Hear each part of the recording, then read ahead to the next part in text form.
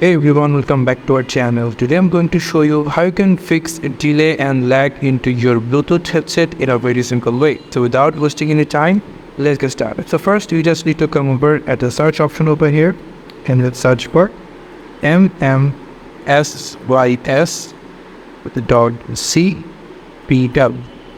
After that you will get something like this, and then if you click on that, you will get a window of sounds. And then you just need to click on your headphones, click on your right mouse button, or you can just click on properties. Your headphones properties will be open. After that you just need to go for enhancements, and then you can see there are quite a lot of options.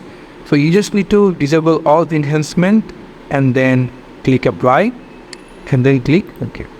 After that your delay and lag will be fixed into your headphones. So this is how you can fix delay and lag into your Bluetooth headphones. Thank you so much for watching this video. I hope to see you in other videos.